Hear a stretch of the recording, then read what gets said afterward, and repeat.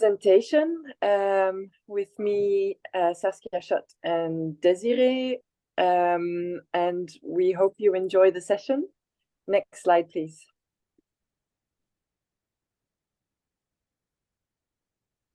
Well, thank you for introducing yourself, Saskia. My name is Desiree. I work for Forever and I'm a co-manager there. Maybe some of you already know Florian Harcourt. He is the founder of Forever. And we're actually a supplier of fair trade and Fairmined certified gold and silver for jewelry makers around the world. And actually this year we have just won the German Sustainability Award that we are very proud of. And we're also a member of the European Partnership for Responsible Minerals, and of course engage with Fairmined and fair trade in order to promote responsible mining. So I wanted to start by giving you a short overview of the global gold demand, because I always think it's kind of nice to put things a little bit into perspective. And if we look at the numbers from 2022, the global gold demand was 4,712 tons of gold that were being circulated in the whole world. For 65% of that, we actually know that it was gold coming from mines. For 34%, we don't know where it came from. It could have been recycled, whereas we all know the discussion about the definition of recycled gold, but it can also, of course, be gold from small-scale mines that is unaccounted for and just somehow ends up in the circle. Now, if we look at who is actually demanding this gold, it's 46% by the jewelry industry. So even if every jeweler in the world would start using so-called recycled gold, it still wouldn't be enough to cover this demand. So this really makes it notable how important it is to look at responsible mining alternatives. So we have just seen the number of the total gold being in circulation. 3,100 tons of this is coming from mining operations that we know of. 80% of that comes from large-scale mines and 20% from small-scale mines. But if we looked at the number before of the recycled or unknown sourced gold, I do actually believe that probably the number of the gold from artisanal and small-scale mining is much higher than that. So now, as it seems, only 20% of the gold is being mined from small-scale mining. So why is it so important to look at this specific sector? Even though it doesn't account for a lot of the gold, 90% of all miners work in small-scale miners. Only 1 out of 10 miners works in large-scale mining operations. And actually, it's not a very small number. In total, we have more than 150 million people that are dependent on small-scale mining. Now, this number includes the families of the miners, the communities that are dependent on the small-scale mining operations. And I don't know, I was really surprised at this massive amount of people. And the same thing happened to Florian when he was thinking about founding Forever. He was astonished by this large amount of people being dependent on small-scale mining. I mean, this really shows you, this high number, what kind of an impact we can have by supporting responsible mining. So I think most of you have heard the word blood diamond before, but not many people have heard the word blood gold, even though the same that is applicable for the diamond sector also applies to the gold industry. The small-scale mining often happens under the worst conditions. We have problems of environmental destruction. Earthworks has actually published that every year, over 180 million tons of toxic waste are produced from gold mining. We have problems of child labor. More than 1 million children work in the artisanal and small-scale mining sector. So this means they carry heavy loads out of mines. They work with mercury-contained water, and I mean, all the communities, they eat basically contaminated fish. It's terrible what happens in the sector. We have the problems of human trafficking and slavery.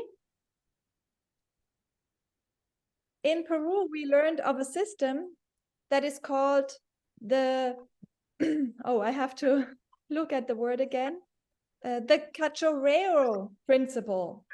It basically means that people are working for 30 days in the tunnels in order to dig out earth to extract gold from. They don't get paid during this time at all. 1 day out of these 30 days, they are allowed to dig for themselves. And the gold that they find during this 1 day is their payment. This is actually defined as a form of slavery, because these people have no chance of leaving these jobs most of the time. They are exploited in the worst ways, and usually they get home poorer than they have been before. And maybe when you look at the word human trafficking, you think, okay, why human trafficking? Actually, in these communities, they are so far off. It's a lot of men being hoarded, and the worst kind of conditions take place there. Little girls are being kidnapped, driven towards prostitutes, being prostitutes.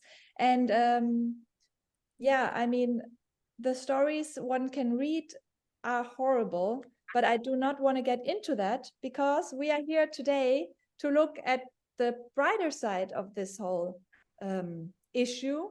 And of course, we cannot change the whole system by ourselves. So we are looking at certifications for responsible mining.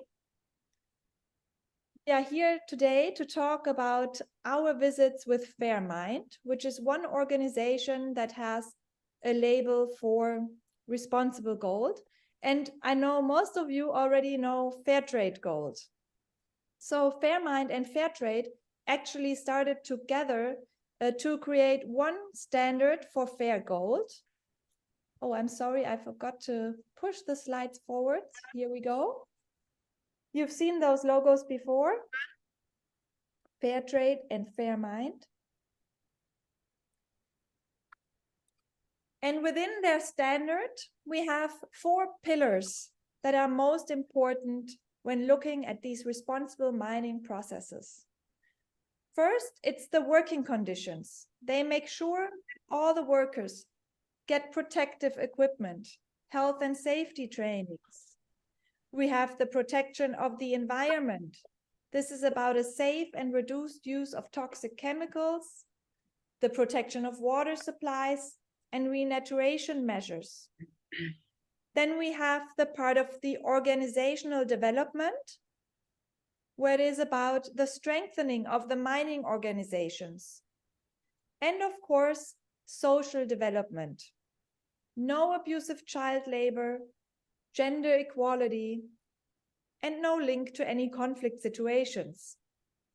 And how this sort of responsible mining can look like is what Saskia will show you, starting with the country of Peru.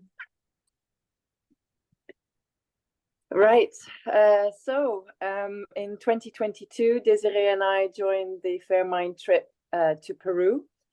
And you can see I've put little arrows of the 3 mines where they're positioned, where we went to visit them. They were all in the Andes, pretty high up. we were between 4,000 and almost 5,000 meters above sea level in the areas. These mines that we visited in Peru are alluvial, which means open sky. It's not underground. Next slide, please. The first mine that we visited is Secomip, and it was also the highest mine that we visited at 4,770 meters above sea level. Secomip was actually, although it's considered a small-scale mine, there were about approximately 200 miners working on the mine, and that's because it's a cooperative. And so there are a lot more people working on the mines. You'll see that there are less miners in the other mining groups that we visited. From Secomip, we could also see La Rinconada in the shadows hanging over at about 5,300 meters above sea level, which is the illegal or informal mining town in Peru, and it's the biggest one in Peru and also the highest. So yes, it's a huge, if you look it up on the internet, it's a huge contrast with the Secomip and the other Fairmined mines that we're going to be talking about. We went to visit during the COVID period, and Secomip has about 63 women miners, including engineers, at all levels, basically. And there is a small group of the women who decided that during COVID, when there was no income, there was no way of shifting the gold because the transport had gone up by about 400 times to get it down to Lima before it gets transported out to the refineries and the rest of the world. So yes, they set up the Divinas, which is a jewelry workshop in the Secomip head office in Juliaca. Hang on, you're going too fast. Yeah. Sorry, no, you were talking about the Divinas. I wanted to show them. Okay, well, okay, sorry. So these are the Divinas. I've put little arrows because there's someone with a microphone on. Can you switch off your microphones, please? Oh, it's in Spanish. Does anyone speak Spanish to switch off the microphones? I think it was Patrick and he switched it off. Okay, all right. And so basically, so the ones with the arrows are the Divinas, and the rest of us standing behind there are the delegation of international jewelers, which we went on the Fairmined trip. So we got to meet these wonderful ladies. They taught themselves how to make jewelry via YouTube videos. And they set up their workshop in 2020. They also work with tools, which is the next slide, actually, which is, oh, did I not put it in? No, I forgot to put it in. They work with basically tools which are so basic. Some of them reminded me more of general tools that I would use in the household doing my plumbing, or, you know, drilling holes to hang up framework or whatever. So yes, it was really, really basic. And then they do these really interesting and intricate crocheting work to generate a second income. So that's basically a small group of the Secomip miners. They spend 12 days on the mine, and then they spend 12 days at home. And so these 12 days at home, they used to go into them into their workshop at the head office. It's basically in the attic of the head office of Secomip. Then to go backwards to the slides of Secomip, Desiree, I think, yeah. One more, there we go. So they were certified in 2016, and you can see, so the ones in orange are the jewelers, and the ones in gray are the engineers and miners from the Secomip mine who are taking us around the site. And you can see vaguely a huge dugout hole, which is about 20 meters deep, 15 to 20 meters deep, and it's about the size of a couple of football fields. And they actually, I was amazed because they remove, how many tons of earth is it, Desiree? Do you remember? I don't remember, but I think it was like 300 truckloads per day. Yeah. And per truckload, they have a ton. So yeah, it must be 300 tons per day. It's a lot. It's really a huge amount. It's huge. So it's quite daunting, and but then we found out that they actually store the earth, because a mine gives gold between approximately 5 and 20 years. And then when the mine is no longer giving gold, they refill it, and then they turn it into a green zone by planting the local fauna on it again. So it doesn't just get left as a big, huge gaping hole. Next slide, please.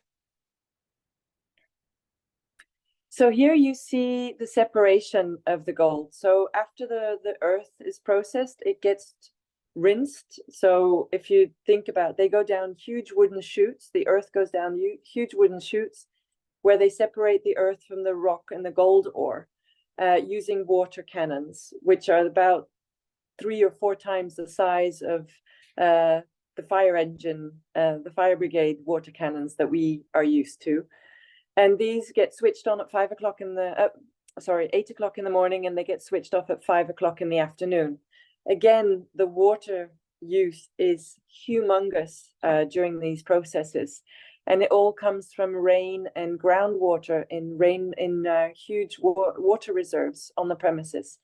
The water that gets used to separate the mud from the ore is then collected into pools, which are then completely cleaned and purified, and then they get used back into the cannons. So the only loss of water that they have during these processes are with natural evaporation. So these are the shaking trays. So if you can imagine the old cowboy movies, they use the shaking trays, which are wood. But these are the modern ones where they use it with the gravimetrics tables. Can you go back one slide, Desiree? Yeah.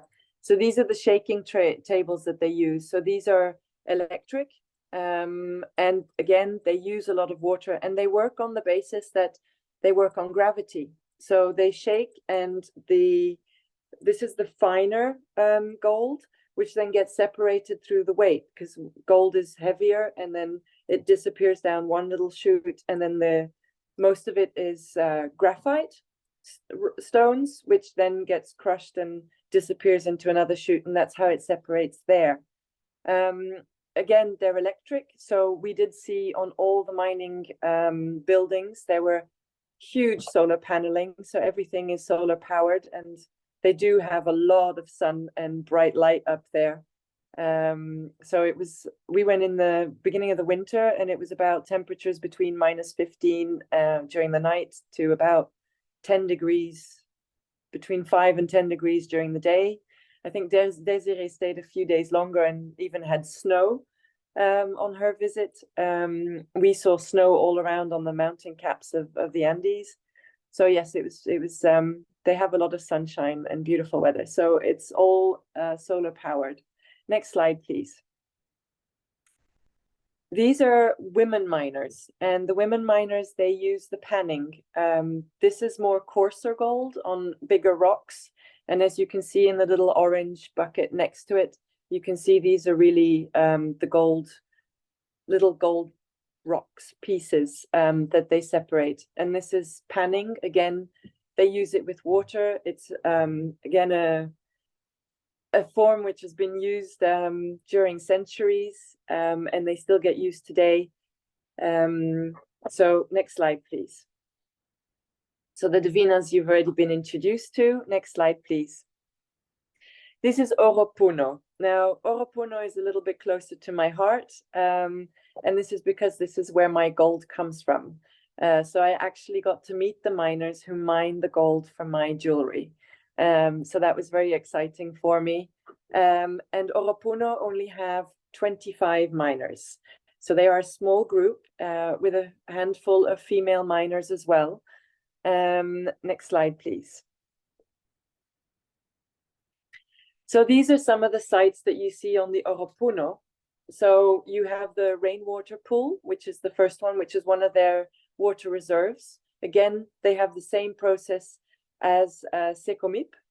Oropuno is also certified Fairmined Eco because they use no toxic chemicals whatsoever, and it's all done by panning and shaking trays that you saw with the Secomip mine as well.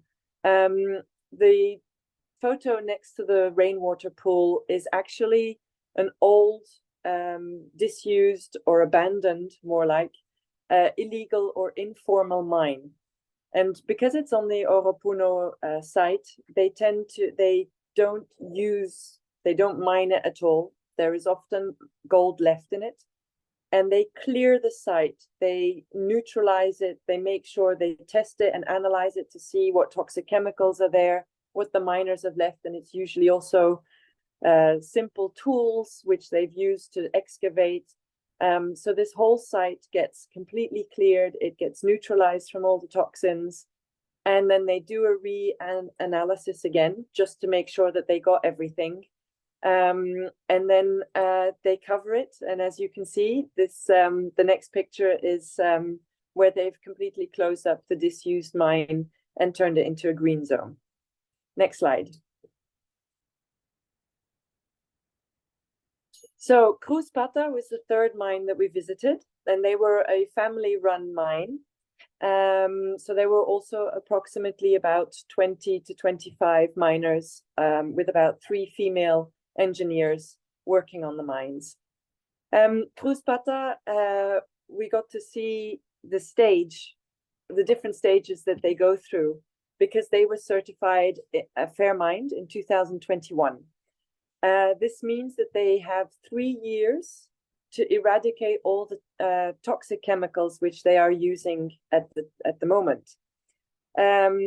So Peru, in the mining, in the official,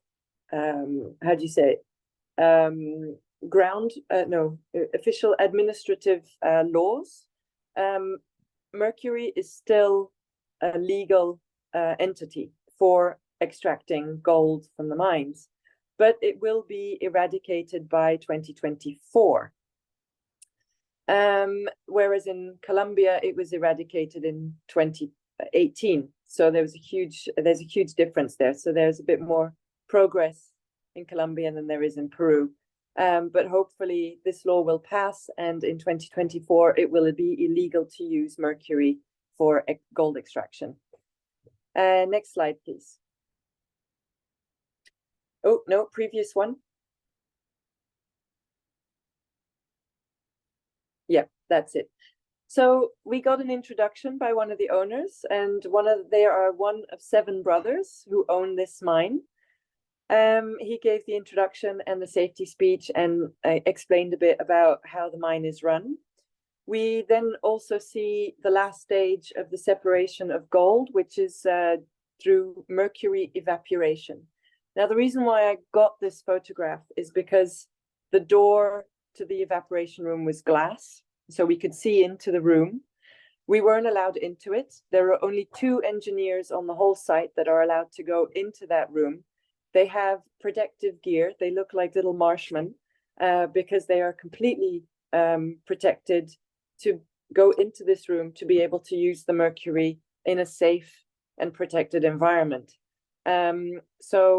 And I recently heard during my Colombia trip that in the summer, they have now completely eradicated their mercury use and no longer have any toxic chemicals and have been certified ecological. Although they don't want to use the certification until 2024, because they want to make sure that all the gold that they use don't have any trace of mercury possibilities.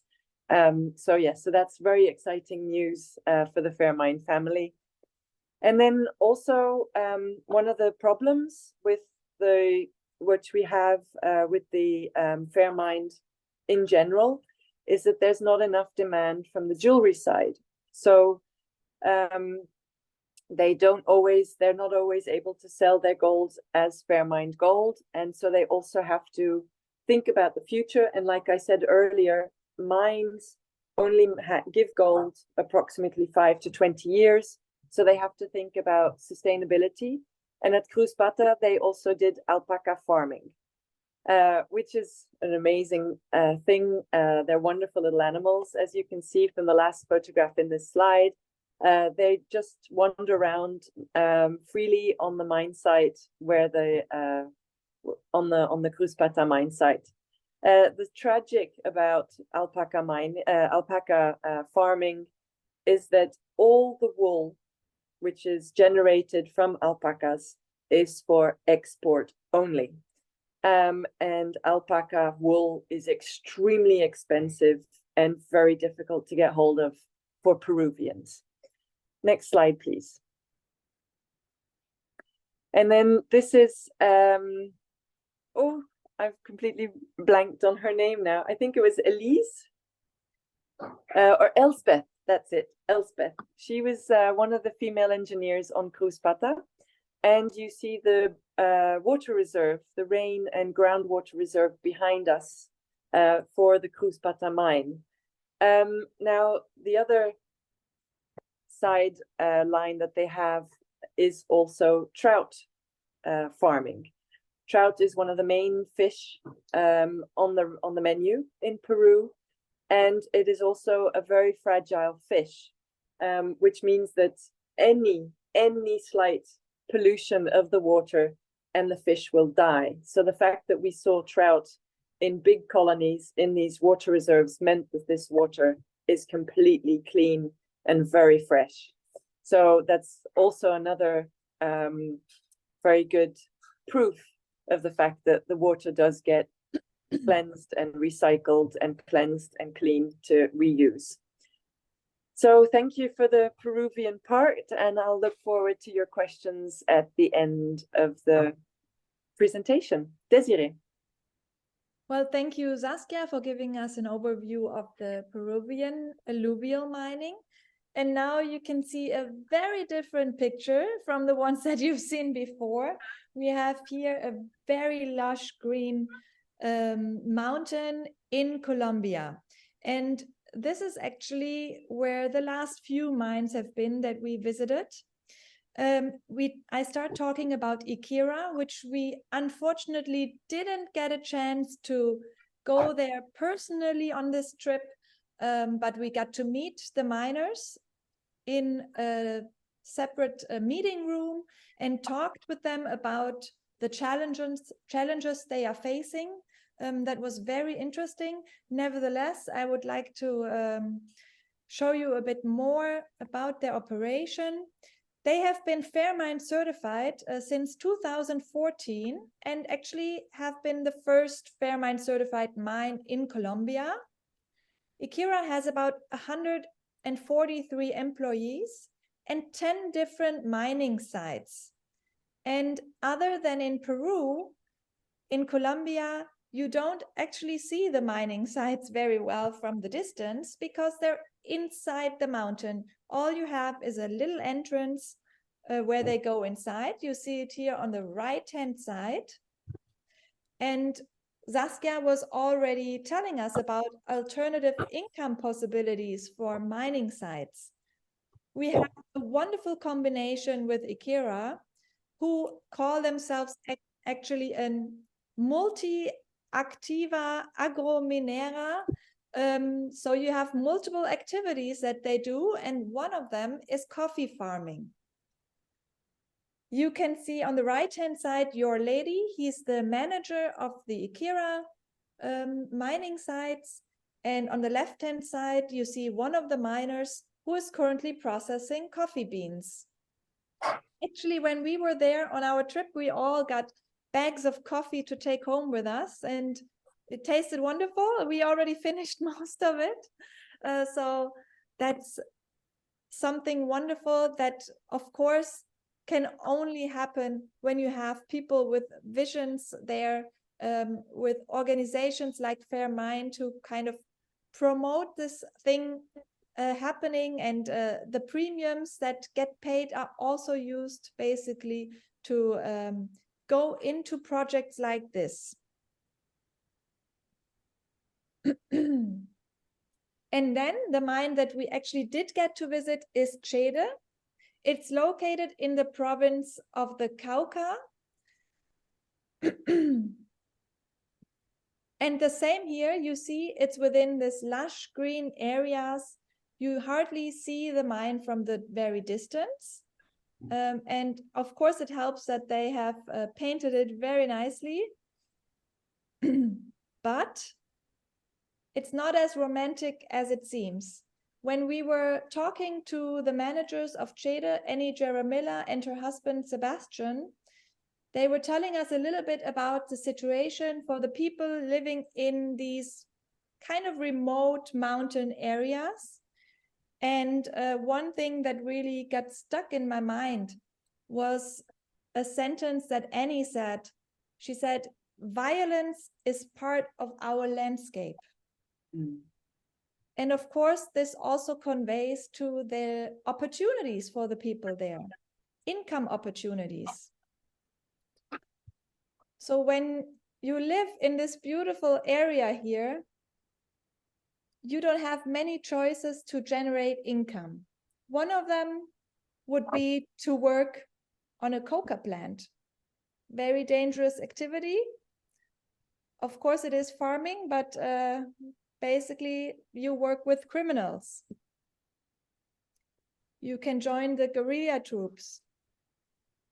We saw signs of those guerrilla troops when we were visiting, and I mean, we experienced it firsthand, how they make their lives difficult. But for a lot of people living there, it's just a reality and part of their daily business. And last but not least, you can work in a gold mine. But of course, there's very different kinds of gold mining operations. So the people that worked for Chede, and it's about 35 employees now, actually have worked on coca plants before. They have partly worked in illegal gold mining sites, and I've talked to many of them there on site. And one thing that really became obvious was and how lucky they feel about being able to have a stable job in a safe environment with a steady income so they can provide for their families without being in danger. On this picture here, you see the entrance to the mine and also a little sign up there where it says 167 days without any accidents. And of course, these accidents also include like little accidents, so nothing too dangerous. But you see how well taken care for they are. And I'd like to show you a little video of my visit there so you get an idea for yourself.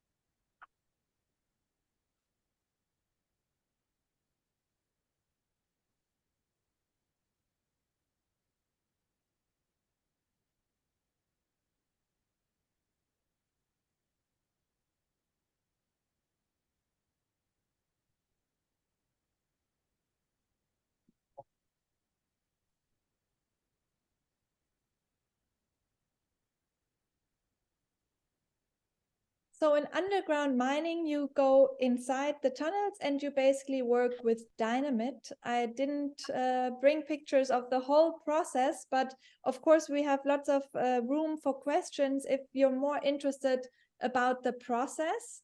The gold is mostly in the rock and not loose as it was seen with the alluvial mining, where shaking tables were enough in order to separate the gold from the rock.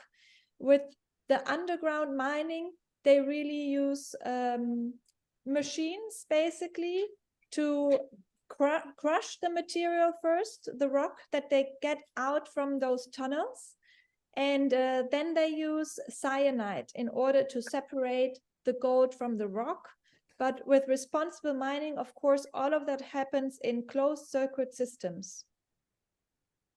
And I'd like to finish the presentation by giving you some examples of the difference that the Fairmined certification makes for mining operations, the impact. So here on this picture, you see a lady, she lives actually on the grounds of the Cheddar mine. She does separate the gold from rocks that are considered waste materials. She used to live in a wooden house, not very stable, and the miners have decided themselves to use the Fairmined premium in order to build her a house made from stone. She was able to take her grandmother to live with her there and basically can provide for her family now. Then we have two female miners, also from Cheddar Mine. And they are able to have leading positions in the mining operation, which is a big part of the Fairmined standard to promote gender equality. So you can see this live and in action on all the pictures that Saskia and I brought from women working in mines. Of course, we have safety equipment. And we have facilities that are being built for miners. This is a very old picture, actually, of a fair trade mine where a building was built where the miners can have their lunch. And I mean, for us, these all seem like fairly regular things to have. But for the people working in these mines, it makes all the difference. Of course, you have medical care. Here you can see one of the women that works as a medical assistant for the Secom submine. And last but not least, we are always, or very often actually, looking at the certified mines. But every time we look at those mines, we are actually only seeing the tip of the iceberg, because there's so many operations out there. People in Africa, people in the global south, Colombia, Ecuador, Peru, that get supported by the Alliance for Responsible Mining, the organization that stands behind the Fairmined initiative, and also by Fair Trade. And often it starts with very simple things of teaching them how to document certain processes, how to eliminate the use of mercury. So at a very basic level, these organizations are already very present. And only if jewelers like you are using Fairmined gold in your collections, you are also supporting a change in this whole sector. From the very small scale operations, very artisanal operations, like these ladies you see here, who are actually panning gold in a river of Colombia, to then bigger operations like the Secom mine that Saskia has introduced in the beginning. So I wanted to finish with that. And of course, now Saskia and I are open to answer your questions. I believe there's probably many of them, and we can get into more detail about processes or about the experience we had at the mining sites.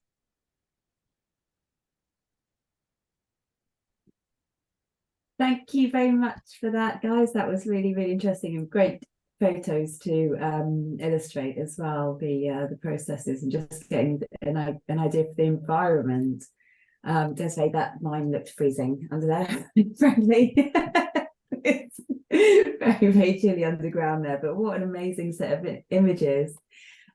Speaking of which, we've had a couple of requests in to ask if it's okay to post screenshots on Instagram and share and tag.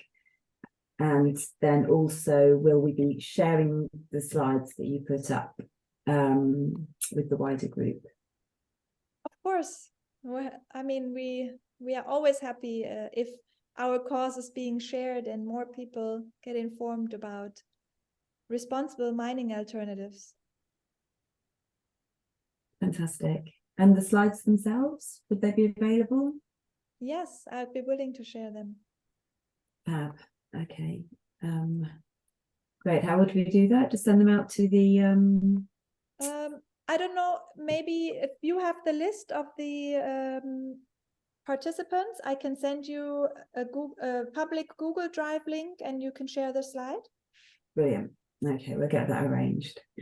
Okay, fab. There's another couple of questions coming in then. So Carly is wondering, what is the difference between Fairmined and fair trade gold? If you don't mind, Saskia. Yeah, sure, go ahead. All right. So fair trade and Fairmined. I mean, fair trade, you also know from other products. You've probably been in the supermarket and seen the fair trade banana. Fairmined, the name already says it, strictly applies to precious metals, actually, gold, silver, mostly. So the Alliance for Responsible Mining is the organization behind the Fairmined initiative. And it was built out of a first responsible mining project called Oro Verde. So they were formed, this group was formed, and they were looking into bringing this concept to the world, basically, creating a standard for fair gold that is applicable also to other mining sites. So they were looking at how to do that and started to contact fair trade, because fair trade already had a lot of experience from this process for other products, for the coffee, for the bananas, for the chocolate. So they sat together in 2009, I believe it was, and created the first standard for fair gold. And actually in the beginning, all these mines were certified by Fairtrade and Fairmined. At some point, due to organizational reasons, the two organizations split again. So now we have the two different certifications. Some mines are certified by Fairtrade, some are certified by Fairmined. And one can say that the main standard is still very much similar to each other, because it used to be developed together, but Fairmined has developed a little further, and they have raised the premiums that the miners receive. So with Fairtrade, the mining sites receive a premium of $2,000 per kilogram, whereas for Fairmined gold, the miners receive a premium of $4,000 per kilogram. And Fairmined also offers an additional ecological certification. And for the ecological gold, the premium they receive is $6,000 per kilogram.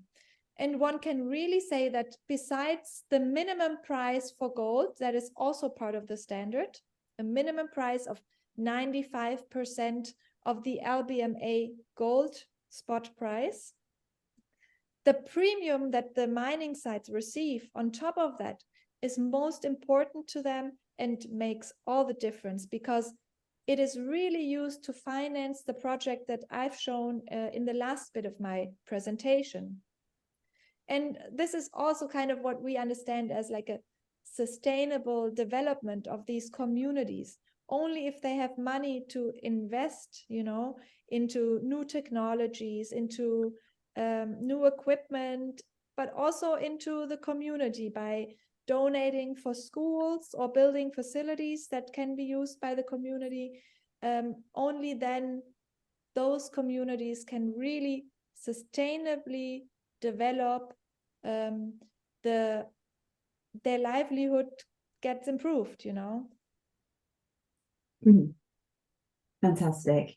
Well, some brilliant questions coming in here. So let's get to the next. And so Stuart is asking, how often are the trips arranged and how might people get involved? The trips are arranged once a year, and it's they get sent out to all Fairmined licensees. So the jewelers and the wholesalers who are licensed, they get a chance, the first option. And then also they have prospective jewelers. On the Peru trip, there were a few prospective jewelers who weren't yet certified, who were wanting to be certified or being in the process of getting certified Fairmined. And so, yeah, so it's usually, because it's about the Fairmined family, so it's get your certification and you can join the trip. I would also recommend just signing up for the Fairmined newsletter. Yeah. Usually they also inform about those possibilities in the newsletter. Thank you. Okay, and then Dimitri is asking, why do you think there was a lack of demand for Fairmined gold? Is it the pricing, or is it lack of knowledge, or something else? I do believe it's often a lack of knowledge, to be honest. Because lately I've come to the realization that most people do want to make the right choice and they want to work in a sustainable way. But if they already can use the ever available recycled gold, why do any more than that, you know?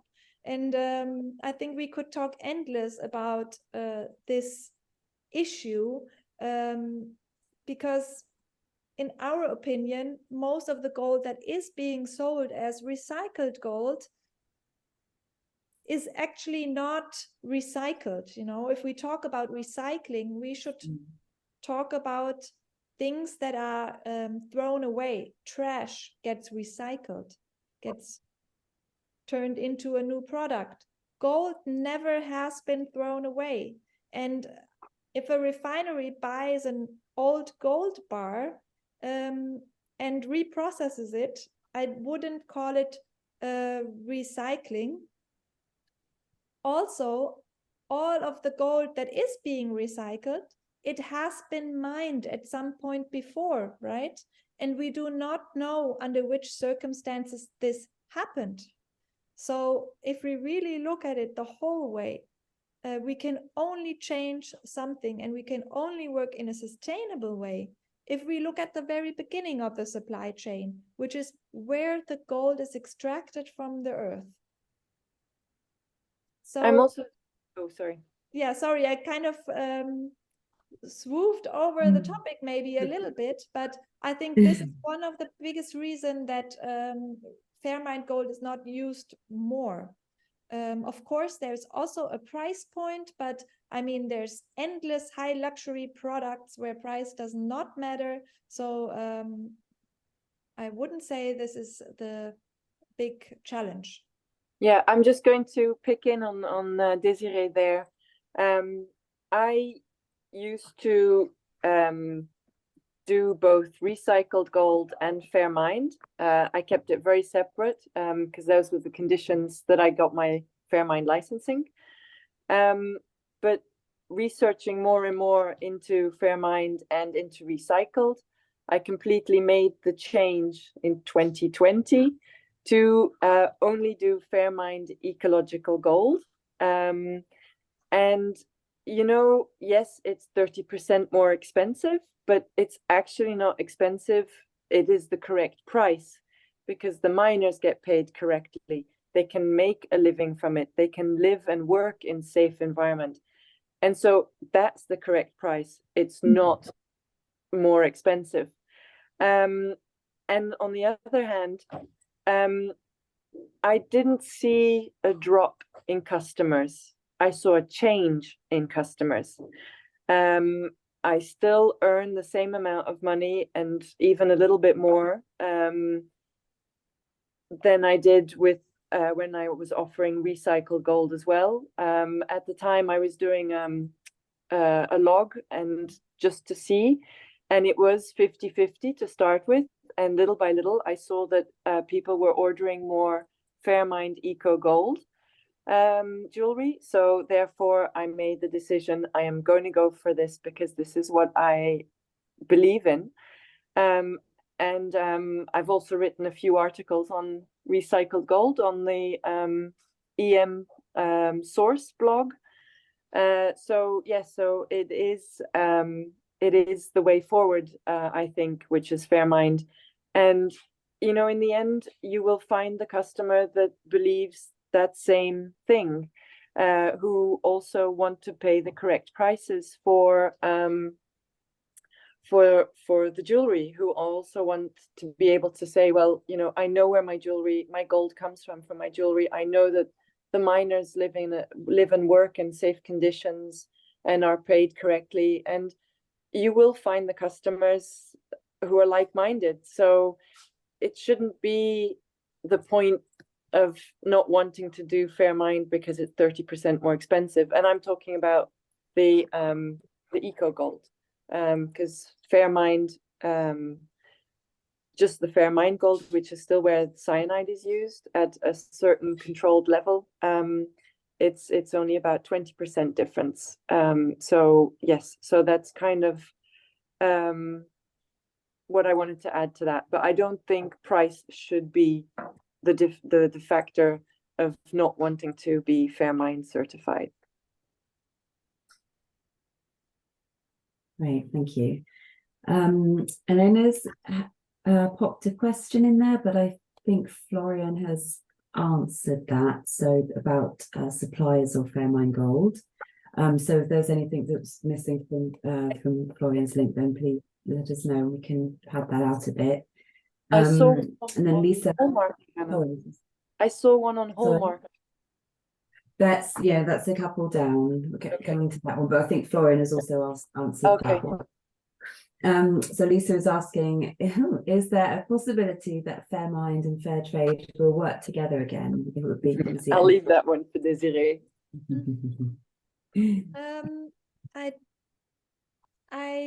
Well, to be realistic, I don't think so, but they have started in a way to work together. The Fairmined audit or the fair trade audit either is also accepted by the other party. So I think that's already a huge step forward and does make it easier, especially for some that might offer both certifications. We have a few clients I know of that use fair trade and Fairmined gold, so they only have to do the audit once and it will be accepted by the other party as well. That's a progress, definitely. Hey, I didn't know that. That's fascinating. Okay. Great, thank you. And then on to Joss, who is asking, has anyone done any academic studies of the carbon footprint of Fairmined or fair trade mining? The Alliance for Responsible Mining is currently doing a study about that, and they have already some results, but they are not in a form that they could publish them yet.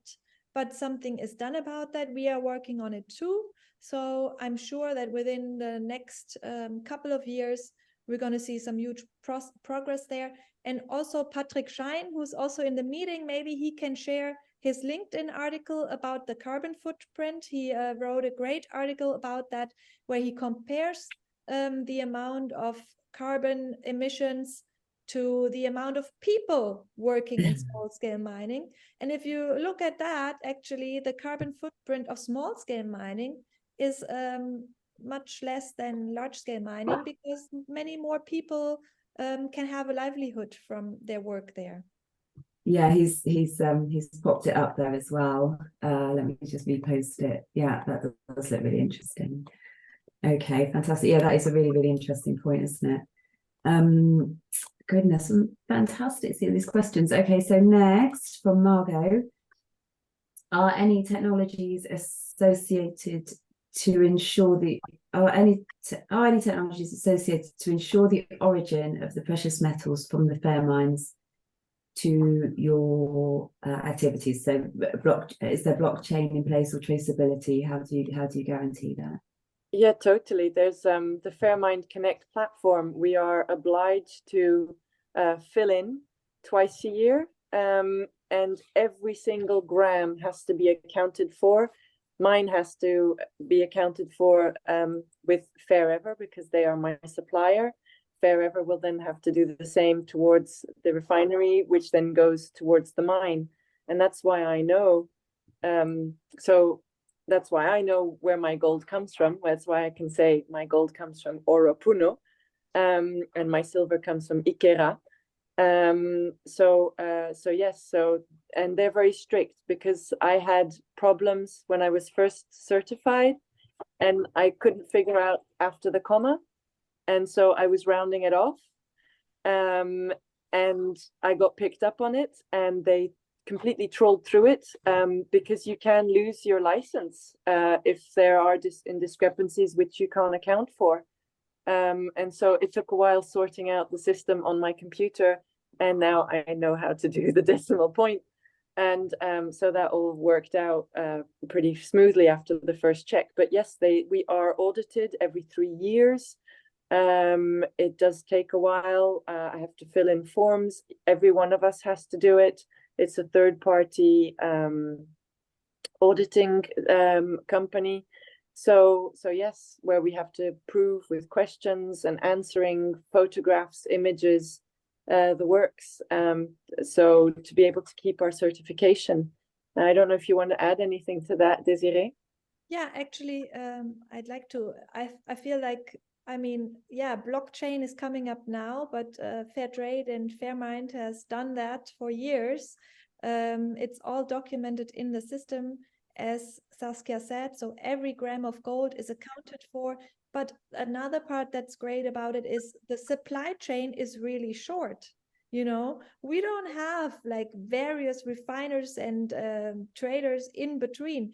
I purchase directly from the mines. I talk to your lady who you've seen on the picture via WhatsApp and order the gold from him, and it's shipped directly to us.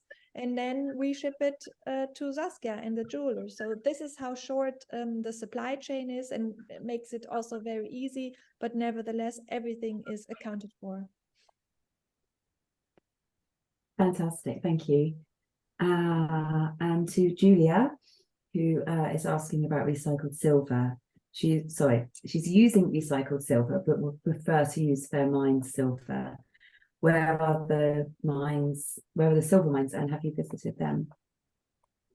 Silver is actually, there are no silver mines, no strict silver mines. Actually, the silver that we sell, the Fairmined silver or the Fairever ASM silver, comes from certified gold mines, because the silver is also in the rock. So it's a side product, basically, from refining the gold. So there are only small amounts available, but definitely enough for everybody interested here to purchase. And yeah, I mean, using Fairmined silver is a great way also to start. Of course, one has to consider the impact is not as big for the mines, because of course the premium for the gold is much higher than for Fairmined silver. For Fairmined silver, the premium is $100 per kilogram. And if you consider the amounts that one usually uses, it's not a lot that the miners get on top. But we do believe that this silver is most valuable because, yeah, it's mined under responsible conditions, and there's so little amounts of it. Makes it all the more precious, definitely. Fantastic, absolutely. Okay, and just one last, I think as we are at the moment, from Alina, who is asking if there's a subscription fee for a jeweler to become registered as Fairmined Gold. Now, I know that is, so is it just, could you point to how we'd find that information? On the website of Fairmined, I think they ask, hang on, I think they actually ask, when you fill in the forms, they actually state all the prices in there. The It's license readily available fee there, is of, it?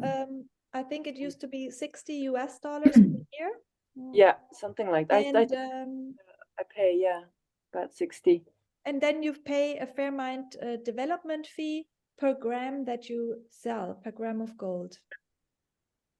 That's as a wholesaler. Oh, true. True. So you don't have to pay that. That's already Not as a included in the jeweler. price, same as the Fairmined premium is also already included in the price when you purchase Fairmined gold. So I pay as a jeweler, I pay, like Desiree says, a $60 fee a year.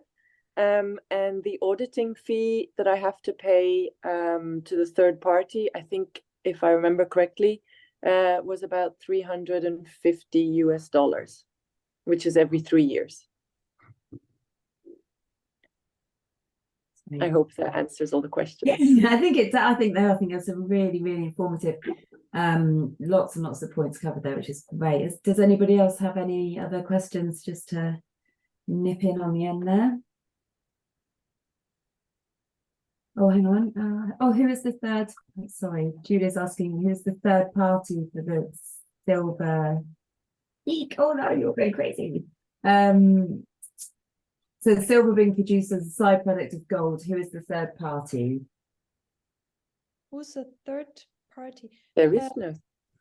Well, maybe she means the certification bodies.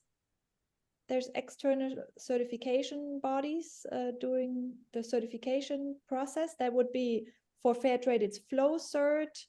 For Fairmined, it's some other external certification organizations they work with. Yeah. Okay. Yeah, I think there were two separate questions that she mixed into one. Mm-hmm.